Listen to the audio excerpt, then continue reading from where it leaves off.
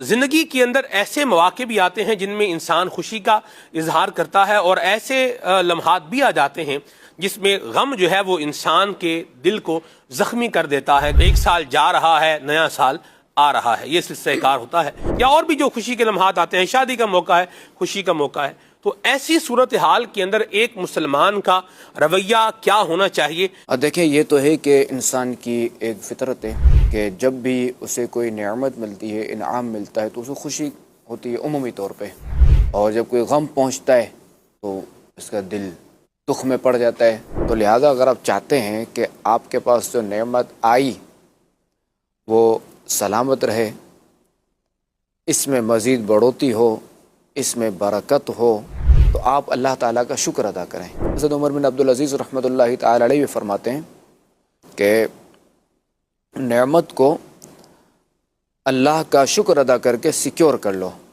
یعنی آپ اللہ کا شکر ادا کرو گے تو آپ کی نعمت محفوظ ہو جائے گی۔ اچھا، ایک تو یہ، دوسرا یہ نعمت ملی کسی کو، اب اس نے گناہ کیا تو یہ اللہ تعالیٰ کی ناشکری ہے۔ اب 31 دسمبر آئے گا، پھر وہ 1 جنوری، پہلے تو ہم یہ دیکھیں گے یہ سال جو ہے وہ ہماری عمر میں سے کم ہوا یا بڑا ہے؟ کم ہوا نا، تو اس پہ خوفزدہ ہونا چاہیے یا خوش ہونا چاہیے؟ ایک تو یہ کہ یہ جو ہمارا گزشتہ سال تھا یہ ہمارا نیکیوں میں گزرا یا گناہوں میں گزرا؟ اگر عبادت میں گزرا ہے وہ بندہ خوشی کا اظہار کر سکتا ہے، اگر ایسا گناہوں میں گزرا ہے اس کے لیے غم کا باعث ہے یہ کہ میرا تو یہ سال پورا گناہوں میں گزرا، خیر اب اگلا سال آ رہا ہے، چلو اس میں بندہ نیت کر لے کہ انشاءاللہ الکریم میں اس سال کو، جو آنے والا سال ہے، اس میں اللہ تعالیٰ کی خوب عبادت کروں گا، جو گناہ اس گزشتہ سال میں کیے ہیں میں ان گناہوں سے اس سال اپنے آپ کو بچانے کی کوشش کروں گا۔ کیونکہ ہمارے یہاں کیا ہے کہ معاذ اللہ جو ماحول ہوتا ہے بالخصوص 31 دسمبر، ایک تو یہ پٹاخے وغیرہ پھوڑے جاتے ہیں، جن کے پاس ہتھیار ہوتا ہے وہ فائرنگ وغیرہ کرتے ہیں، ایسے بھی واقعات ہوتے ہیں کہ بعض لوگوں کو گولیاں لگی بھی ہیں۔ پھر معاذ اللہ مزید یہ کہ شرابیں وغیرہ پی جاتی ہیں، میوزک پر جو رقص کیا جاتا ہے، یہ ساری حرکتیں یہ سارے گناہوں بھرے کام ہیں، اور شراب تو ویسی حرام قطعی ہے، یہ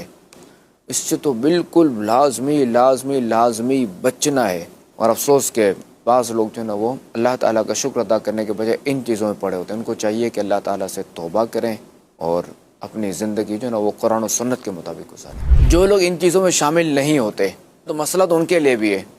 کہ وہ باہر نہ نکلے، کہ بعض اللہ کے ایسے ہوتے ہیں خرافات والے کہ وہاں جو ہے نا یہ خرافات ہوتی ہیں، تو ان کو چاہیے کہ وہ اگر فیضان مدینہ نہیں آ سکتے، یہ کہ فیضان مدینہ آئیں گے تو یہ کہ پھر یہیں رک جائیں، آئیں یہیں رک جائیں، باہر نہ جائیں، اپنے گھر پہ صبح جائیں، ورنہ یہ کہ جو سیف کراچی سے باہر رہتے ہیں اور ایسے علاقوں میں اگر رہتے ہیں تو وہ گھر سے باہر نہ نکلیں، تو گھر ہی میں وہ رہیں۔